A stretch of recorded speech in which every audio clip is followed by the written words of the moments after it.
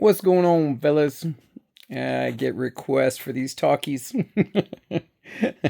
Guys like to listen to them on the car, on the way to work, on their commutes, and stuff like that, just to keep from getting bored, and keep their mind on something related to the hobby. Um, I always listen to audiobooks when I'm working here in the garage, and that keeps me company, so I kind of get that. So I don't know if I have a half hour, an hour in my brain right now. A lot of interesting things to me. It's always just to me that have come up, but I haven't been keeping track or keeping a list or anything. There's some things to talk about. One, I don't know if we talked about that Greg Stone um, ended up becoming the AMA president. So, congratulations, Greg, and I'm very happy about that. Greg has always liked the idea and helped be part of the idea to create, a spirit of brotherhood, a spirit of welcoming, and anybody knows him. He's that type of guy, but he's well respected by everyone. But at the same time, I mean, definitely has that. You get a sense he's an authority figure. So that's really good. But at the same time, it's that brotherhood type of feeling too.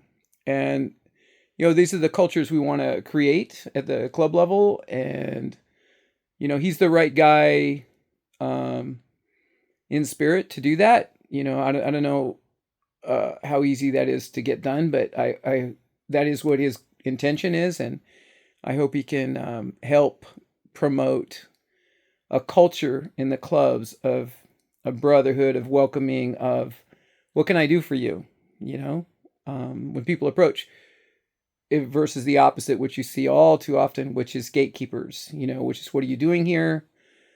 What are you doing that's going to be different than what I'm doing and it's going to annoy me? What are you doing with the gate? What are you doing with the rules? We have 87 rules. You got to make sure to follow the 87 rules. The safety meeting at PVMAC last year, which is where I'm flying these days for about a year. Yeah, a whole year now I've been there. It was very short. And it said, come on, man, all you guys are like 90 years old.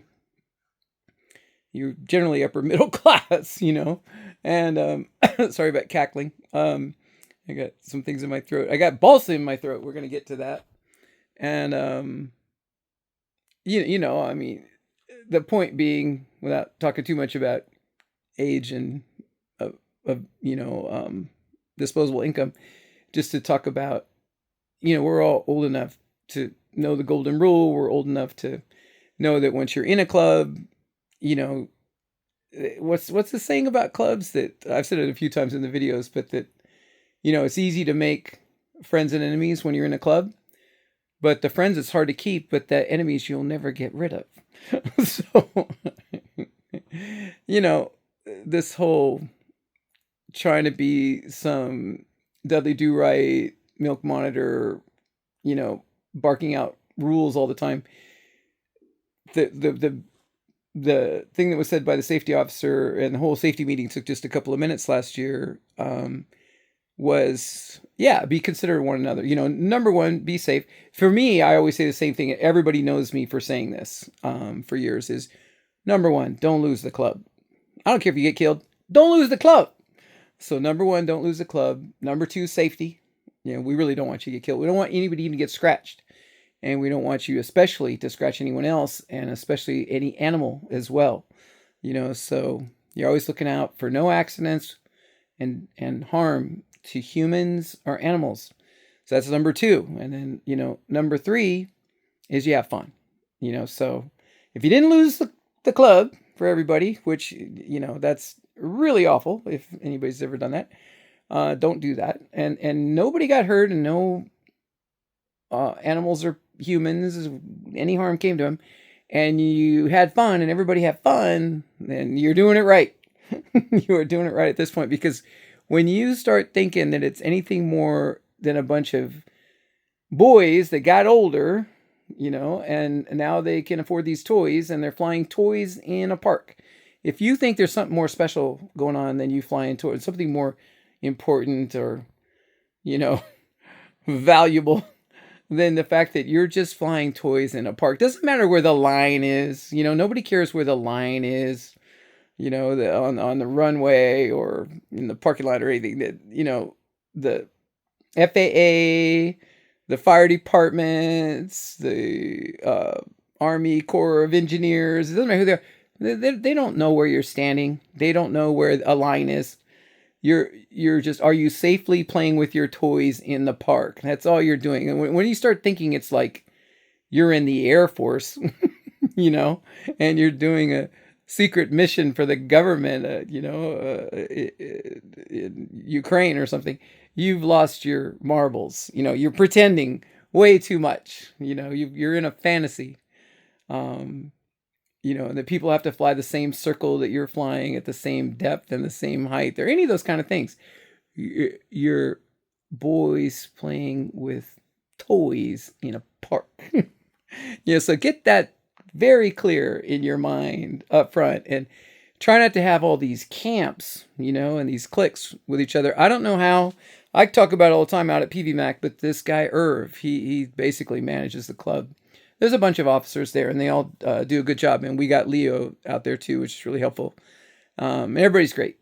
But somehow we go there, and it's a popular field, and there's generally lots of guys, and they're generally flying very different types of planes.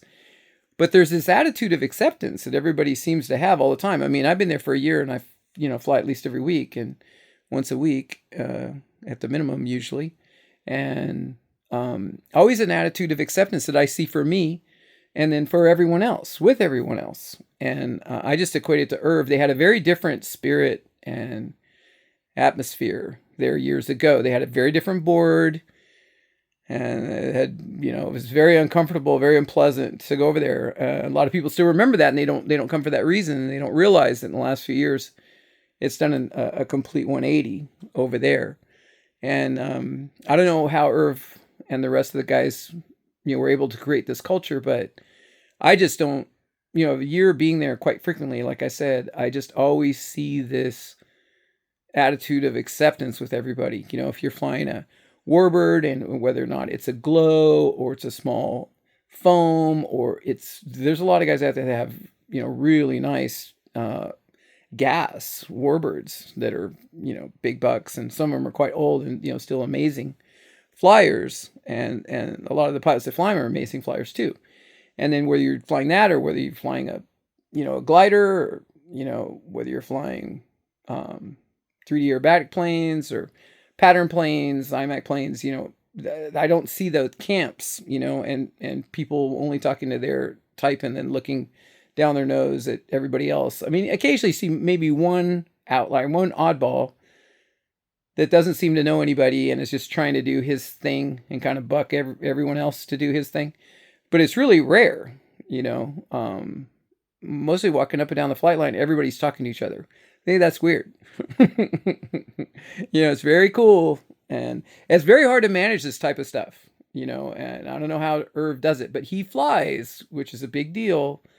And then, he listens, but, he also says, this is what we're going to do, and kind of makes it clear that he's an authority figure out there, but without lording it over anybody, or without, wearing anybody out with it.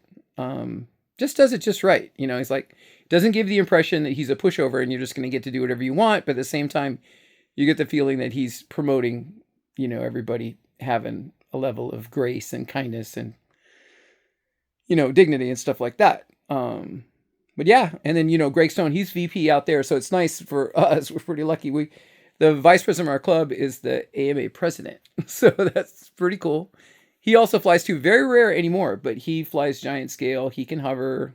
I put a video up of him a couple months back when he was running for AMA president. And, so that's good. I think that's one of the problems too, when you have these boards that don't fly. I think that's shouldn't be allowed. Should not be allowed. Probably shouldn't be allowed. But, and on some level, of course, you're going to have some officers that don't fly, but, I think it's not the greatest. Like it's much more optimal. Optimal is my word lately. It's an old word, but I use it all the time the last couple months. be much more optimal if all your board flew, especially frequently, once a week. So you really get a feeling of what it's like to go fly at your club, you know. But we have a good thing going, and I hope Greg, can learn from Irv and himself and take his experience and Irv's experience, and try to use the AMA magazine and any, letters that they do, behind the scenes to all the club boards and all that stuff, to try to inculcate these welcoming brotherhood cultures. It sure is pleasant where we're at. Things, are very dynamic in the world and clubs and everything in life. I've never seen anything that the one constant's change. So I'm just really enjoying it while we got it. Hope things don't change. And if they do change, I hope it just keeps changing for the better. Like that's been the theme out there. So here I knew this would happen. I said I couldn't come up with, any few minutes of talking, and I'm already talking all that time about that. But that's a huge issue to me. And, it should be a huge issue to everyone because you won't have a field. You're just not going to have a field. The AMAS membership already shrinking. When I got in the hobby, it was growing. It was growing in leaps and bounds. I got in the hobby at a very, popular time when everything was really booming. It was really on the heels of the TOC and Bill Bennett, which you guys hear me talk about a lot. Just there was so many events and there was so much inspiration. It was even money, and the sponsorships were much better. It was not unusual to get a sponsorship where you got free products. Now that's very unusual. It was not unusual to get a sponsorship where you got paid. It's very extremely unusual now. And, you could talk about pros and cons of sponsorship and, how fanboys and different, weirdos and stuff feel about sponsorship, which is, very lame of them. Anybody that's negative about it. But the thing is, it's indicative. That's why I bring it up. Not to talk about sponsorship per se, but it's indicative of the health of the hobby. And now there's just no health to the hobby. I mean, it's, prizes for events, supportive events, organizing events, money for, prize money for events, any of these types of things, they're getting less frequent. And again, the AMA membership continues to go down and clubs continue to be lost and not come back. And people should be worried about that. And why? The reason is that culture. So when you get a new person come in, I probably told you guys about this before, but the first club I ever joined, I came in with my Hanger 9 trainer. I didn't know anything. I didn't even know how to start the motor.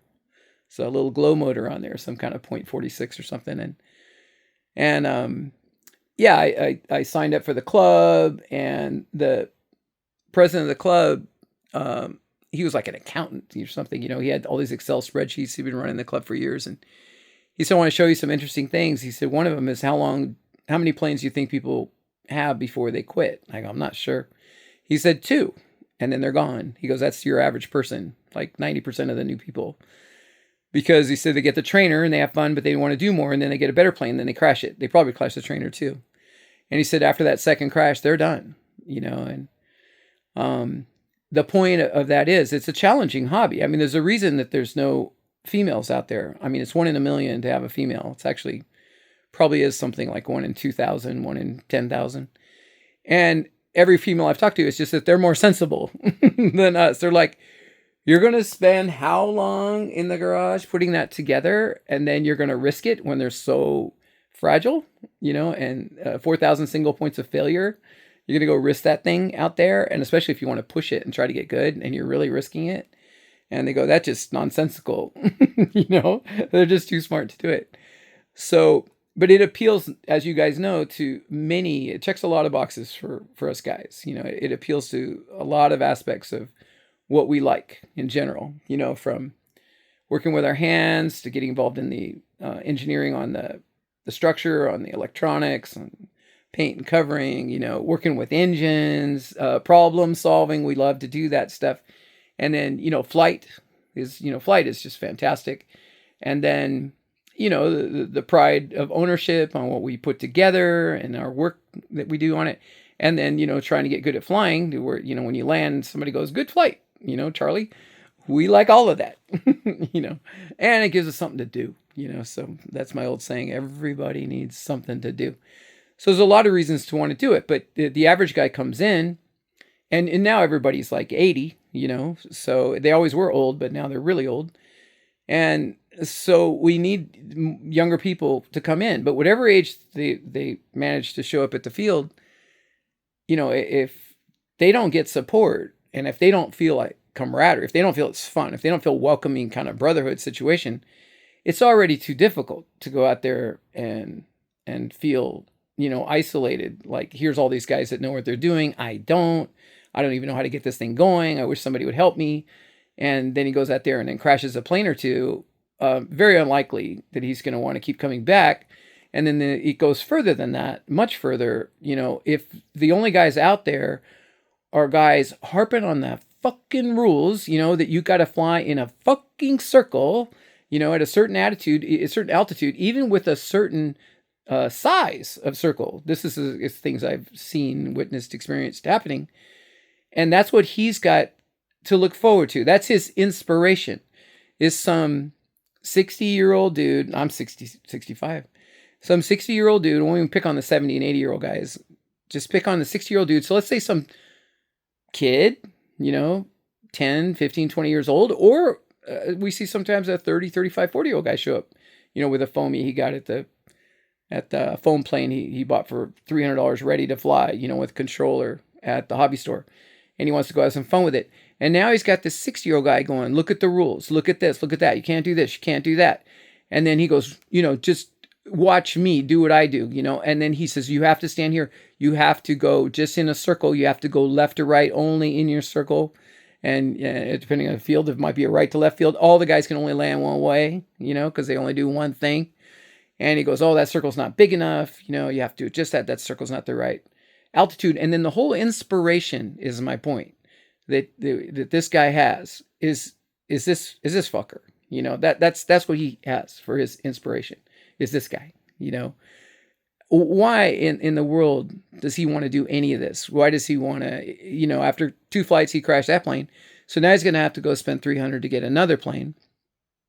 And so that he can go out and he can be as cool as this guy.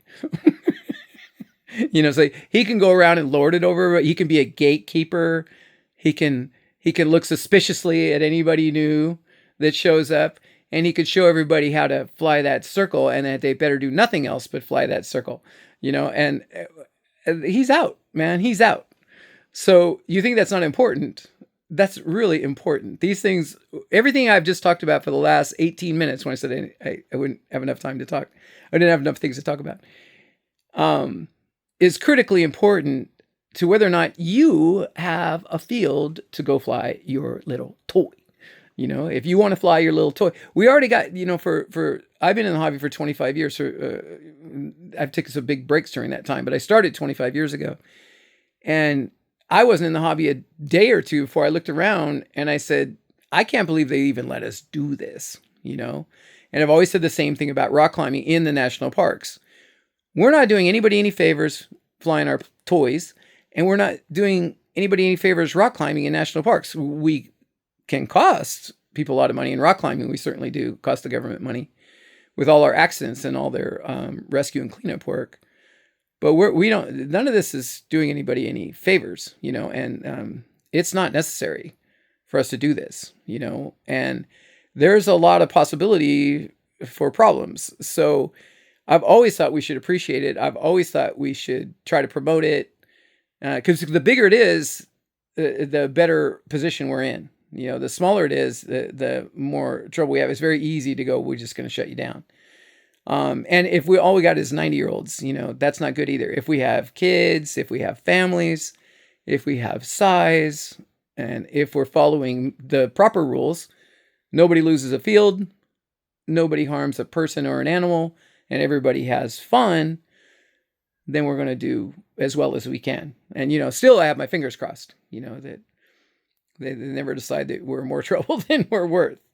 but right now it's dying, and these club cultures are killing it.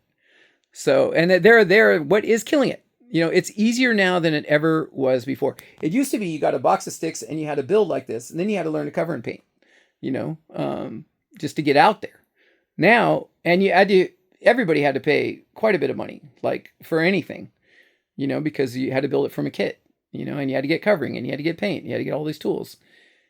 Now, you sit there and, like I said, for 300, even for $50, you can get a plane that flies with a radio and battery.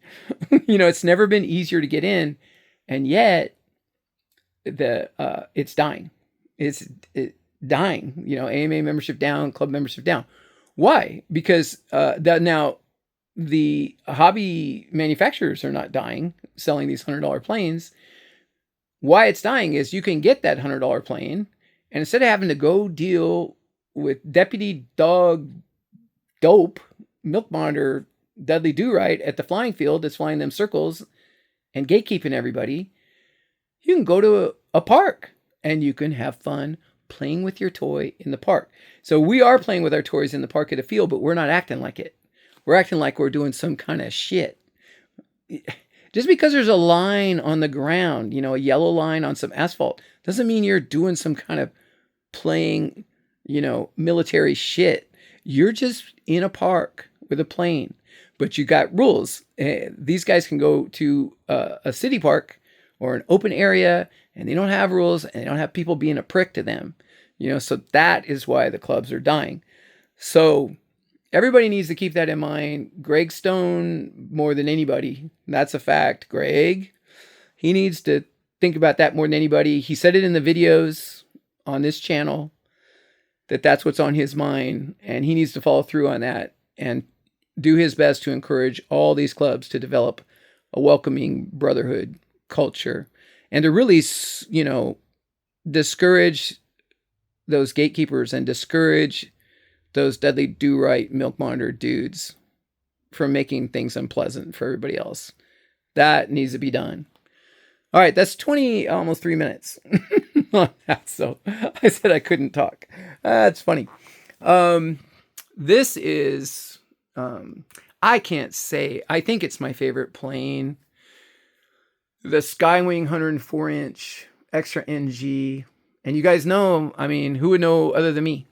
I don't know anybody else that's flown as many planes and all the latest and greatest of everything the last 3 years than me. I don't think any of those guys have. Maybe Tim Hansen, but I don't think even Santi Perez or anybody has flown this many planes. And yeah, so I don't know if that matters, that this is my favorite from that, but at least I flew a lot of planes. I should know. I should know at least what I like. But yeah, this is the Skywing 104-inch Extra NG. This was the one that the Extreme Flight Antonio D'Souza, he dogged me on. I've told this story a few times. I ordered the orange one because I know I can't see yellow. Especially yellow and charcoal. It's like just disappears. But I wanted this plane so bad, and mine was all reserved, and then they sold it accidentally. So then I had to wait 3 months or something. So I was like, just send me the yellow one. Well, I flew it, and it's even on the video I posted from the Maiden. The first thing I said was, "Dang, like best plane ever."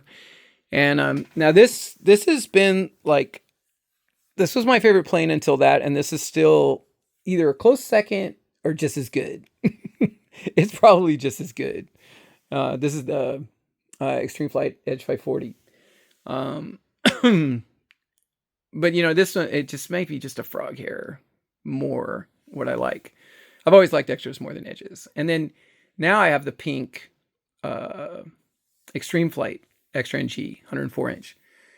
And it's right there too. These three planes, I can't ask for any more than these three planes that I have. Like, yeah. And they're all just subtly different, And we'll talk about the differences on the two NGs by the two brands in a minute. But on this, so I ended up with this yellow one, and I did love it like I thought, and I couldn't see it like I thought. But but I didn't want to. I didn't want to wait 3 months. That's so bad. I had like 14 planes at the time, but I still don't want to wait. But yeah, I've had this for about a year, and then it's got just a handful of lights on it, and I've thought about selling it a few times and everything, but then I always wanted to recover it from the start, and I don't have a pink plane that's the color I want of pink, and I tried to get that Model Power from Czechoslovakia, and that was a disaster. Waited 2 years for that, and that's the third time I tried to get the color from them, and the third time that they screwed me over. But then the pinks that they have, I bought all the pinks. They're up there somewhere a while back that they have in the U.S. from Oracover, which is Ultra Coat. They're like kind of dull bubblegum, kind of muted color. So never too excited about doing the job with that. But then I looked at Oracover in Germany, and they have so many colors. And then boom, they got my color. So this thing gonna be bright. It's gonna be very bright. And yeah. So it's gonna be neon pink. And she gonna be neon pink. And do I have and I'll show you, I'll cut it into the video. It's going to be neon pink and neon green fluorescence, and white. And I have the scheme. So it's on my phone, and I'm holding my phone doing this, so I can't show you at the same time, but I'll try to patch it in to the video so you can see it. And so yeah, I'm finally getting around to it. I'm kind of spinning around here, but yeah, I've had this plane, didn't know what to do with it. It's I have the orange and blue one, which is, I see it so good. It's never been my favorite scheme to look at on the ground, or even worse in the air, I think, like in terms of that it looks cool. Like in the videos, I'm always like, oh, that plane doesn't look that cool. And that's kind of orange and blue. But I could tell you what, I could see that plane all the time. Like it's the best colors for me. I can see it in the dark. As good as I can see in the dark. And I can see it on a gray day, as good as I could see, on a gray day. And I can see it in the bright sun, and I can see it when it's silhouettes. And those colors really show up really well for me. So not only is it pretty much my favorite plane, at least in my top 3, they're also cool. And, everything, I already have all those. I could do anything. I could say I have enough planes and I have more than that. And then, I could wait for another color scheme to come out. I could get another orange and blue, and I could do all these different things. But after a year, I finally bought some covering, and I'm going to cover it all with white first. So I got this big old honk and roll, 10 meters, 30 feet or something, 35 feet. So I'm going to cover it all white, and then I'll do because it's built up. If these were foam sheeted wings, I would just do the white in the white areas. But them being built up wings, I got to cover this solid anyway. And it'll make it stronger. I'll just have one piece. Even the factory wasn't one piece. There were multiple pieces of colors with the charcoal yellow and white. But I'll just do this solid in white. And this is much better covering than the wallpaper cheap crap. Right there. That Skywing uses. They really do have crappy covering, Skywing. Some people go, well, it's not that bad. No, it is that bad. it's junk. So it'll be Ultra Coat now, Oracover. So it's the best product that's out now.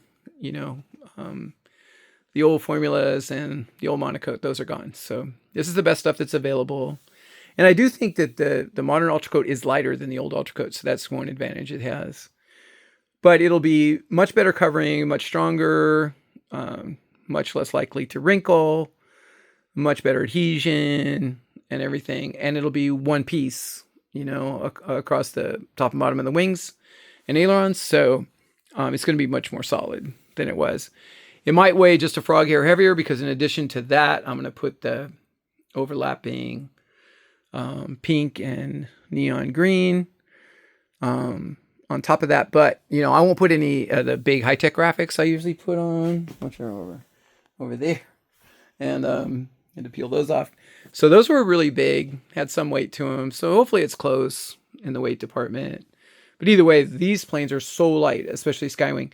And that is one of the differences between the Skywing and the Extreme Flight, Extra NGs 104s. We'll get to that. But yeah, definitely weight. The Extreme Flight is definitely heavier all the way around. And flies heavier all the way around. So I think I'll be fine on the covering, but it's going to be really cool. I'll show you this game. Yeah, this game is really cool. I don't know how long this will take. I've, covered plenty of planes. It's so funny. Chris, what do I call him? Screwball Chris. Screwball Chris is going, oh, well, you could never cover it as good as factory. Oh, are you kidding me? That stuff all looks like garbage, man. No planes are covered like a custom builder covers it. We cover so much better than any of these factories do. So yeah, I've done them. I've done them super trick. I mean, my cardons, which are foam sheeted, they never got a wrinkle under any conditions. I finished them in the garage, took them out on 110-degree days, let them sit in the sun all day at IMAC contests, and they never got a wrinkle, So that's what you can do. On built up like this, I will get a couple wrinkles, but nothing like a factory, covering jobs. I'll get a couple small wrinkles once, and I'll heat gun those down and probably never get a wrinkle again. So I've done it plenty. I can do it really perfect, where it looks like tits perfect. And, but that was a long story to get to. I don't know when I'll be done. Like I could cover this easily in like 20 to 40 hours, so 1 week, be done in 1 week from now. And it would be like really nice. And then I don't think I can include the paint in that, cause I'll probably run a spray booth and I got to get paint color matches and I got to get 3 colors of paint at least, maybe 4. So that's going to take a little extra time. A lot of times I'll fly my planes without painting them. So don't be surprised if I just get this covered and then for psychological reasons, I'll just want to go ahead and put the gear in it. This has no gear. I stripped all the gear out, put all the gear in it and go fly it. And then, paint it after that. So you get this like funny looking video where the paint's all wrong colors. That wouldn't shock me. But either way, whichever one I do, it's going to be a while. If I get crazy, I might have it done in 2 months, with all the paint, everything. And, I'd be really crazy to do it in like 2 weeks. I'd be like a nut job, fruitcake, but I'd be like Screwball Chris. But 2 months would probably be the fastest it would, be crazy fast if I did something like that. But, more likely it'd be like 6 months or a year or something. Just take my time, just do it when I'm, have free time. So just saying that for the expectations. And, so yeah, then we just kind of touched on the difference between the two brands of NGs, Skywing and Extreme Flight. And for those, yeah, I almost got rid of the Extreme Flight when it was brand new. I had a buyer, cash in hand, full price, but, like 5,200, for the airframe, but I mean, minus the radio and receiver, but, so, good enough incentive to sell it and stuff. But then again, if you're going to, fly it or get a new one, it's going to be the same thing. So, but then I, flew it some more and just thought about it and yeah, it'd kind of be crazy to get rid of it. My initial first, second reaction, one is it, tends to come out, a lot more tail heavy.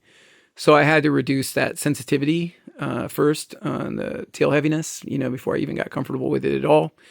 With the Skywing, you end up, if you put 2 servos on the rudder, your CG and your batteries all the way back to the very back of the turtle deck, and not the start of the turtle deck, the back of the hatch area.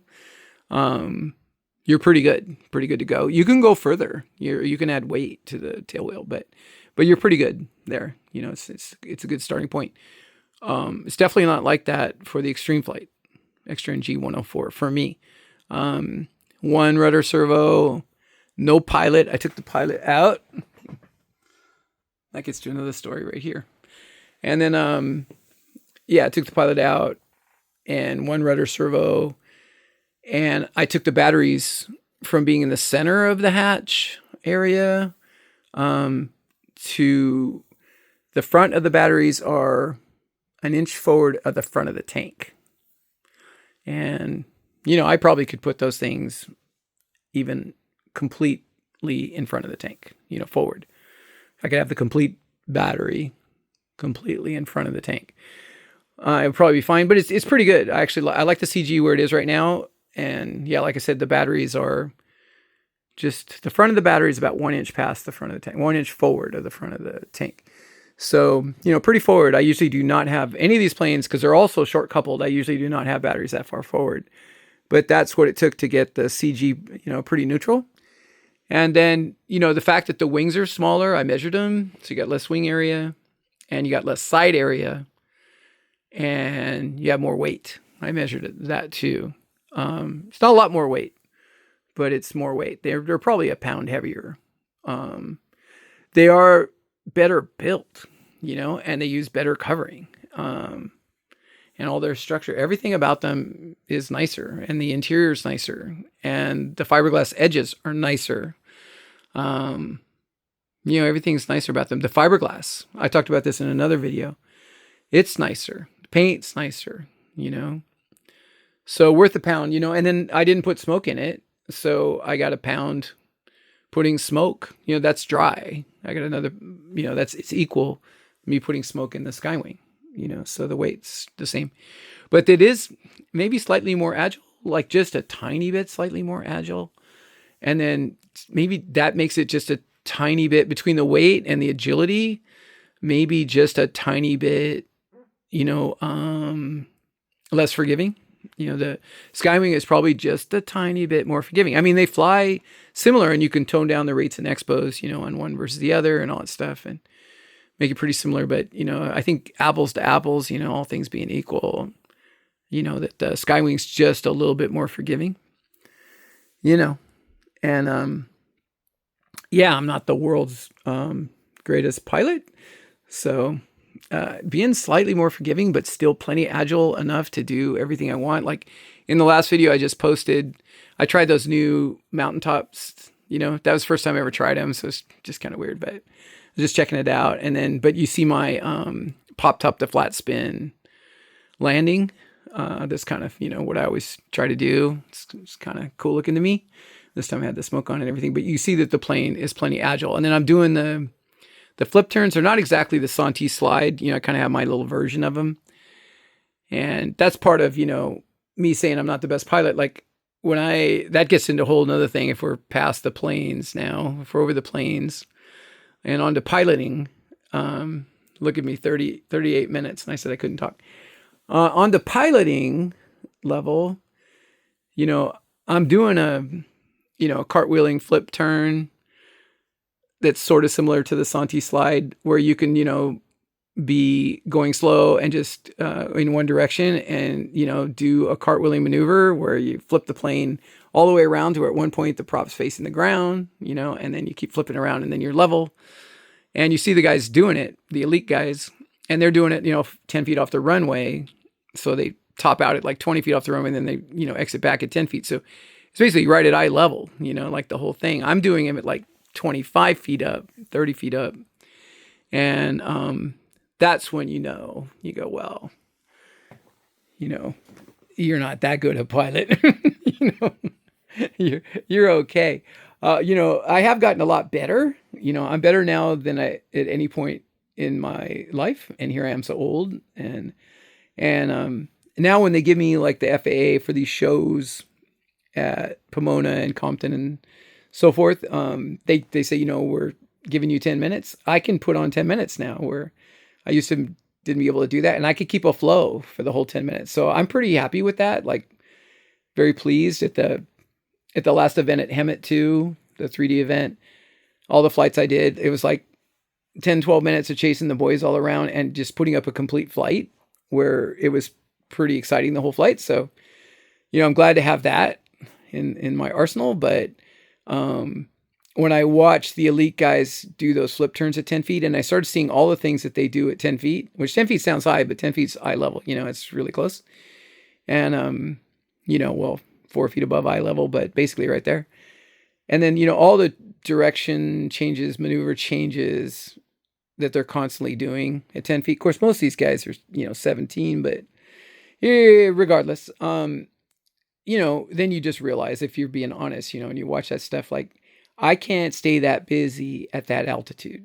Like I will start to lose control. Like, even on the sim, I can get pretty darn busy, and at the sim, I'm like 3 feet high, but I can be pretty darn busy, but not even as busy as them.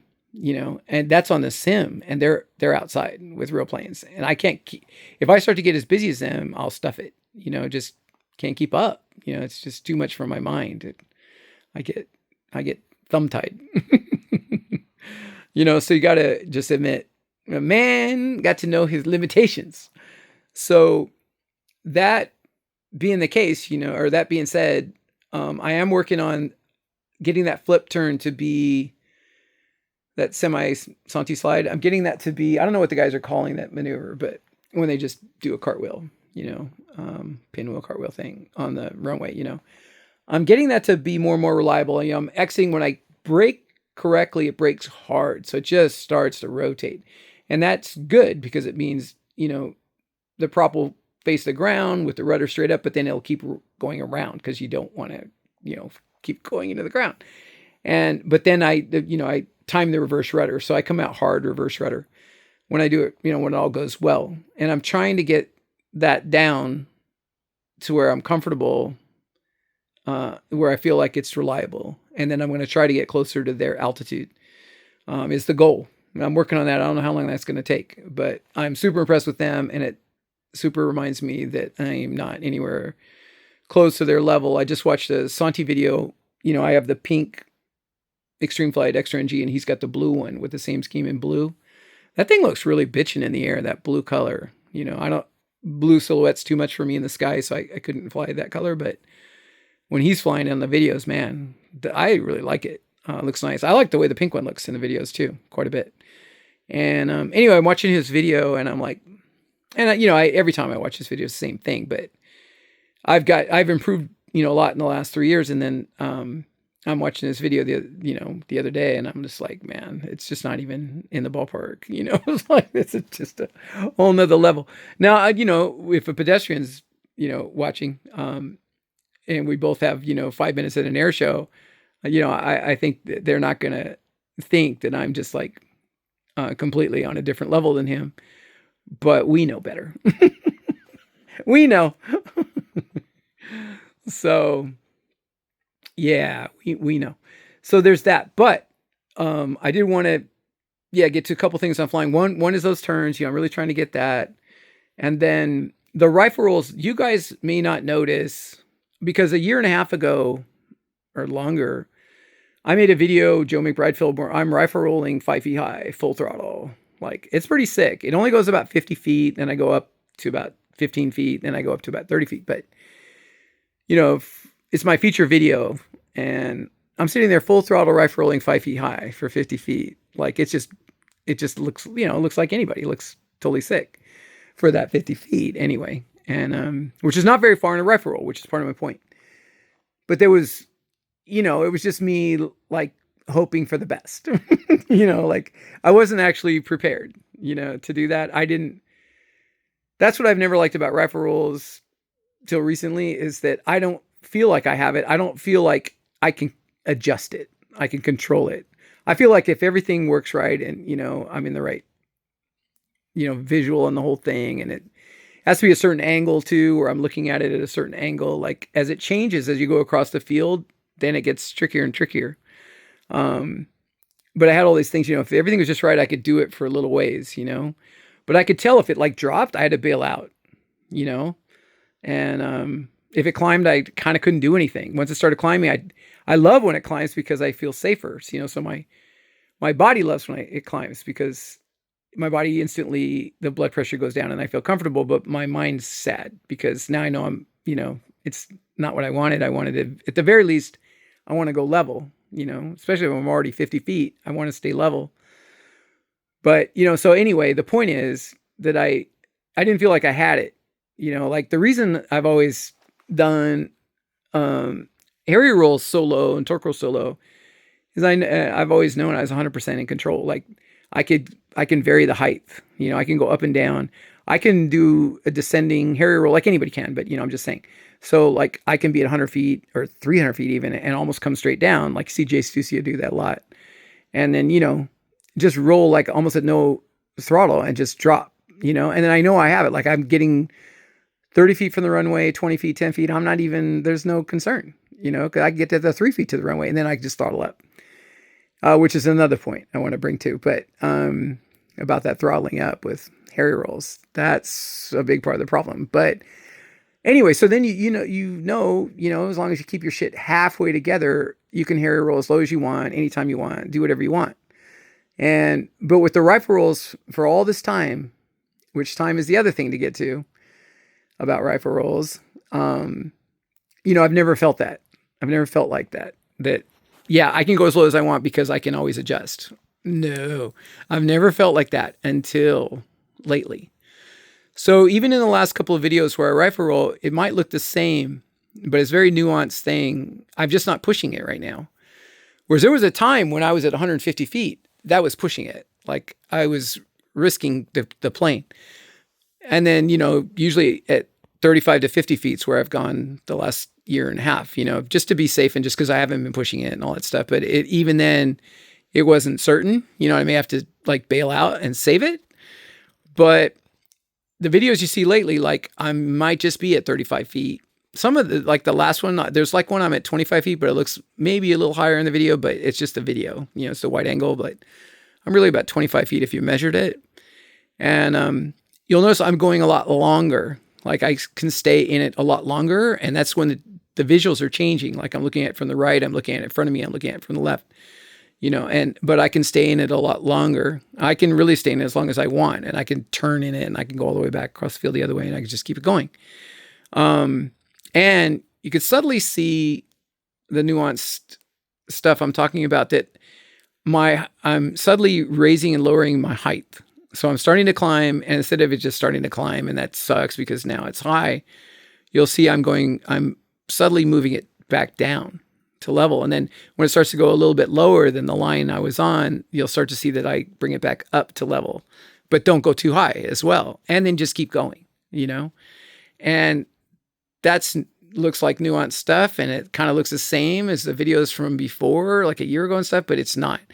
And I do feel that comfort level now coming in where I feel like if I was doing it 5 feet high, like I was a year and a half ago for 2 or 3 videos, I did it for the video. I'm like, let me be crazy. If I lose the plane, I lose the plane. Now I feel like I can just do it. Like I kind of deserve to do it now, but I'm still not going to go 5. I'm going to try like 15 and just do 15 for a while, and then eventually get to 5. But I feel way different about it. And there are some things related to that. Everything I've said before is still true for the last 3 years about rifle rolling. And, but there's 2, I think, of the biggest things. And the one I've harped on so long is how much time have you actually spent doing it? I always talk about Joe McBride. I think Joe McBride has a minute rifle rolling in his lifetime, and that's quite a few rifle rolls. If a rifle roll takes 8 seconds to go across the field, and he's done it for a minute, then he's done it. How many times is that? Like, that would be at least 8 times for just 1 minute. That's probably how many times he's rifle rolled. He's probably has rifle rolled across the field 8 times in his life. That's probably true. He's probably got 1 minute of practice. So if somebody has 1 minute of practice, how good are they going to be? And then I see we have a good flyer named Dan. He's in our group with me and Alvin and Screwball Chris, and sometimes Mark comes. But, of course, now we got Louie and Don and Raddick and Jim. But anyway, Dan is pretty good. And he practices rifle rolling too. So he's always out there trying to rifle roll. And so I'll see him in a 10-minute flight. I'll see him make 2 or 3 passes, and he's like where I was like 3 years ago. So he's like 400 feet up. And I was at 400 feet scared. I was definitely at 150 feet definitely scared. That was, you could tell even for 150, you could crash, So he's up there. Let's call him 300 feet right now. And he makes a few passes across the field, makes a few turns and stuff.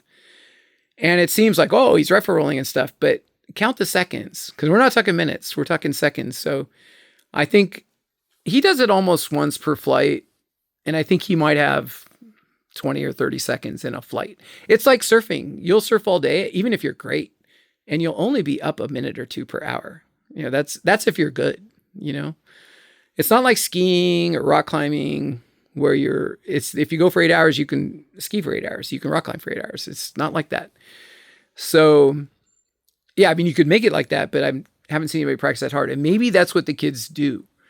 I still go back to Spencer Norquist, who I talked to about rifle rolling about 2.5 years ago. See if I could get any pointers. And we talked for like 45 minutes. He was very generous. And he said it took him 2 weeks to get it down when he first started it, like years and years ago, 12 years ago, whenever. And then he said it took him 2 years to get to where he had everything refined, where he could do all the things he wanted to do with rifle rolling. But you wonder, that 2 weeks that he got the basics down, he might have been rifle rolling a couple of hours a day. I know, like Dan, I'd be surprised if Dan has 2 hours rifle rolling in his life, and he's an avid practicing guy, and he rifle rolls more than Joe McBride when he is in a flight. He does like, 30, 40 seconds of it.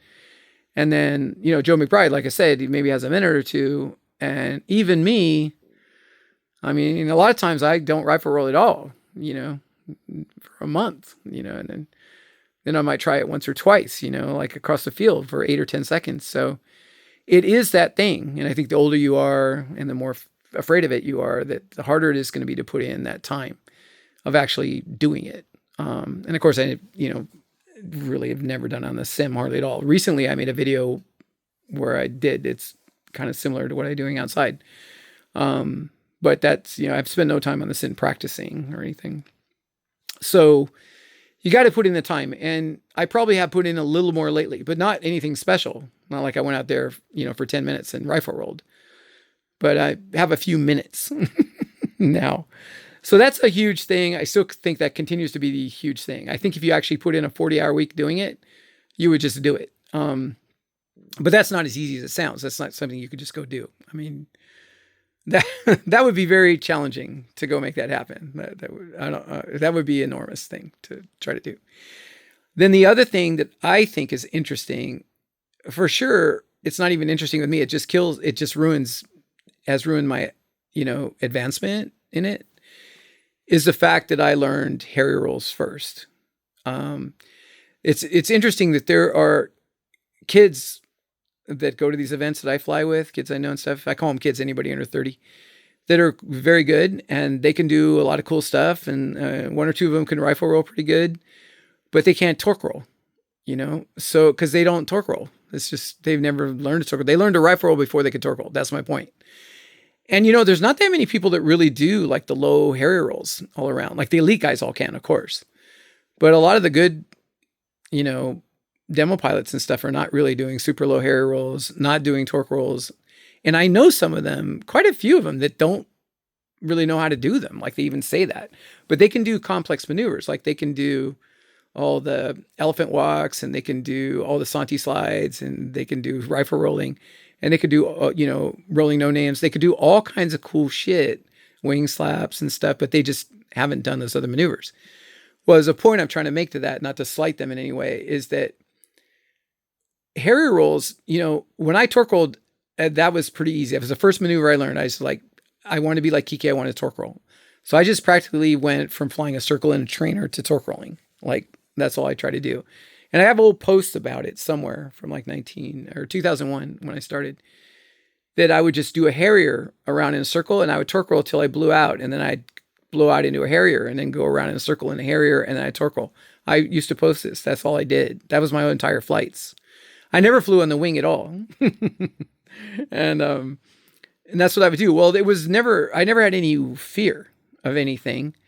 Because when I was in the torque roll, if I started to blow out, my prop is pointed up, even if you fall over 45 degrees, that's a lot, by the way, you're still pointed up. So there's nothing really to worry about.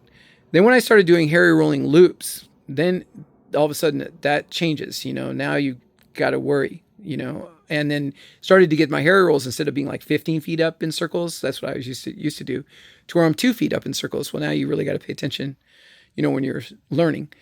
But in all of those things, including Harry rolling loops, including the bottom of a Harry rolling loop, and the downside of a Harry rolling loop, all the scariest parts, all I ever had to do was bury the sticks more, elevator and rudder, bury those more, and throttle up. That's all you do.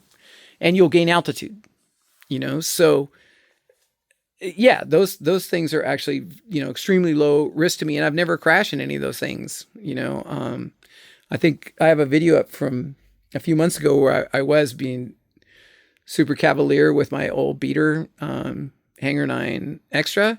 And, I caught the rudder and fell over, and that's like the only time I've ever even done that. And that was like, I put a prop on it and flew a minute later. Like, yeah. So it's just not very risky, even though it looks cool, it's not risky. There's some skill involved in making it look good, but it's not very risky. Now you get to rifle rolls, and by definition, they're risky because they're so fast and you're not pointed up. If you're doing it in a way that looks cool, it's never pointed up. Like, there's no part of a rifle roll that looks good pointed up. You're either going level, which with all that speed is risky if you're low, one bobble and you're pointed in, or the coolest thing is the knife edge drops, to where you start up like 400 feet and point it straight to the ground and then level it out, on the runway 10 feet high. That's like sick. So those you're pointed in the ground. So it's quite a bit different. So my training, all that talk, my training, my instincts from all my training, what my brain patterns are trained to do is, if I start to bobble or if I start to go towards the ground, throttle up, bury the sticks. Okay. If you're rifle rolling and you bury the sticks, you're going straight in. So that's been a huge thing. Juan Sanchez Garcia from Skybound RC YouTube channel, he told me like a year and a half ago or something, he goes, you need to learn to do less, with your thumbs when I'm rifle rolling. And that's so true. And now, and I tried it, I've worked on it, but now I'm really doing less. When it starts to move around on me, I get to where I don't even think I'm breathing on the sticks. Like, I just have the intention mentally to move them without moving them. So like, I stay in the up, down, left, right, pattern of stick movements with the rudder and elevator, but I don't think I actually move them. Like, they're not even moving, If they are, it's like a 16th of an inch, 1/8 of an inch. And I'm getting my mind more adjusted to, that when you're losing your sense of direction, either, your rifle is going too far left, too far right, too far up, too far down, not to start burying the sticks to correct for it. Because then I just wobble out to disaster, And if I'm going at like 3/4 throttle or 7/8 throttle, do not throttle up, to full throttle at that point, drop back to half throttle. So that's so opposite of Harry rolls. And I, started doing Harry rolls in 2001. So I'm really, that's probably, the thing I've done the most. Like, talk about the time spending rifle roll. Like, of all the time flying, there's no question that 80% of that time I've Harry rolled. The 80% of the time I've ever had sticks in my hand, I'm doing a Harry roll. I do Harry rolls much less now than I used to, but for almost all, until a couple years ago, even then, almost all till the last year, maybe. Really since, the last year with wing slaps and other maneuvers and stuff, 80% of the flying I've ever done has been a Harry roll. So my instincts are super strong with that. And I'm using that right now as an excuse to why took a long time to learn rifle rolls. And I'm still, I'm not really a rifle roller. Like, couldn't really call myself. I mean, you could say I know how to do them, but yeah, it's not much. And, but I think you're going to see very quickly in the coming weeks and, couple months and stuff, you're going to see videos of me much lower, looking much better. So that's a long story on flying. My last little thing is this guy right here. These are, I know the name, G-Force. I think they are G-Force. These are super cool pilots. I have 3 of them. These will cost you about $300 or more to get to the US, and you can have them custom painted from them to match your scheme. They'll be even more. And they're sick. And the head is actually, this is the one for the 40%. And this is a, 3rd scale. But if you've ever looked at scale, our pilots are too small for the full scale. Like our pilots are not scale. And everybody's trying to keep the weight down and yada, yada, yada. But I like it when I can get a pilot with a bigger head in our hatches because that looks more scale. So this one is bigger and would look really nice, but it's too tall. So what I want to do, since these are just collecting dust, I think I just knocked some cobwebs off this one. And I'm going to lose the buckle, I think. But I want to take and chop these off about just at the top of the buckle. Maybe I can keep a little tiny bit of the buckle. So I'm going to chop it off, sand it nice and flat, put backing in. See, it's got this plywood backing, epoxy that on. And then see if I can use, 1, 2, or 3 of these in my plane, since I got 3 of them. And so that's a project that I want to work on. At some point, maybe. But it's kind of silly because I don't even have them in all my planes. So see, I have them in this. I don't even have a pilot in my other 3 gassers. Right now I have 4 3rd scales ready to fly. And then this will be 5 once I get this done. But yeah, I only have the pilot in this one. But this one really, they all handle the weight pretty good. I don't know what I'm talking about really, but this one super handles the weight. Like when I put all the displays in there. You can't really see them. There they are. And then I put the pilot in. And then I put 2 rudder servos on. And then I have a true turn heavy aluminum spinner with a solid backplate. It doesn't even have the Lighten backplate. And then I put the smoke system in. And then I put a smaller tank on the smoke system, like 24 ounce. And then I bumped it up to 33 to match the gas tank. And when I load it all up, with both tanks full and then all these other gadgets and things on it and all the stickers all over it, it still flies really forgiving. So I don't know what I'm saying. Oh, last thing. So these are, we have the XT60s that I use a lot that are default on the high-tech chargers, and I use them on all my batteries and all my planes. And then my FreeSky receivers, not this one, but my FreeSky receivers, they have XT30 connectors. So I make an adapter XT30 to XT60, and then I looked and they have these, not XT30, but RS30? Is that what it is? Anyway, it's a 3-pin. See my fingers, see how small this thing is. You can tell by my fingers how little this is. So I was thinking, see how these, I usually have Deans. Oh, see, I didn't even do this. Usually I put Deans on these. I put a 4-pin connector where I take 1 pin out and make it a 3-pin Deans. And then those are super solid and have more voltage throughput. And yeah, it's just a nice way to go.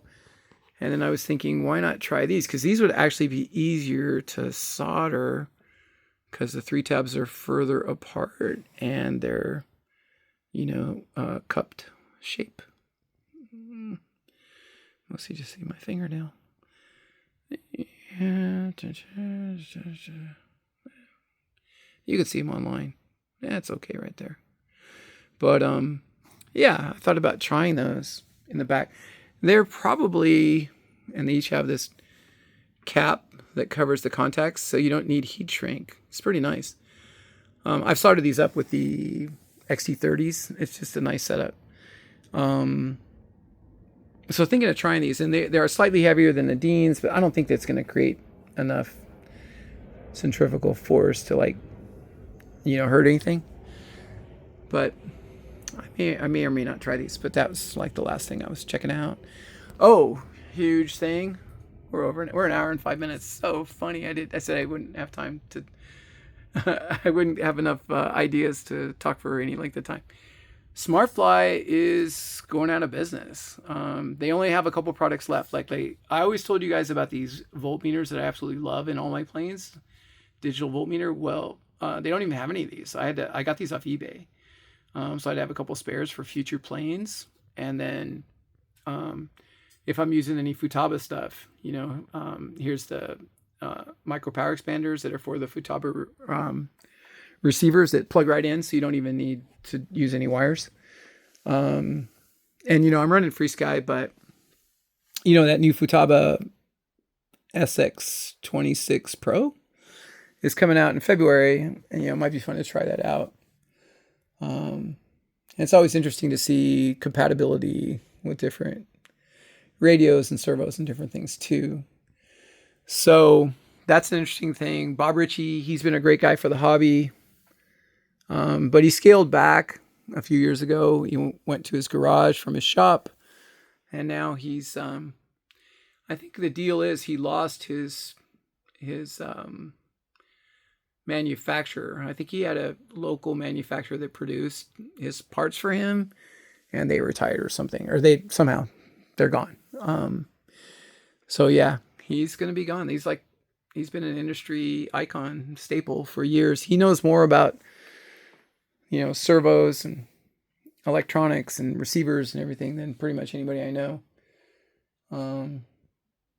So yeah, Bob, good old Bob will be gone. Yeah. 20 years ago, he'd send me prototypes and we'd work through details and write manuals, and yeah, long history. But AeroWorks, Garden, Aerobees, Flight On, so many of them, come and go. Wild Hair, and Cactus Aviation, on and on and on. The list goes on. So yeah, I always try to support the guys we have now. Hopefully stay in business. Everybody wants a discount, but they're all working on tight margins, and now they're dealing with tariffs. And yeah, I wouldn't want to try to have a hobby business, a radio control airplane hobby business. The margins are so tight and the logistics are so tough, and then you have to deal with us. And we don't want to accept blame for anything. So, gonna blame it on them. Yeah, I wouldn't want to deal with that. No, thank you. So, shit, man. Anybody still listening? 1 hour 7. I don't think I'm gonna edit this to put that picture of my new scheme in. So I'm just gonna make another little 30-second video that shows that scheme. I'm just gonna post this the way it is. I'm just wasting time now, but my pina colada scent, I probably got another gallon or two, and then we're going to go for Groovy Grape. That's on the smoke systems. Anything else cool? I'm looking around. That's more than plenty. All right, out.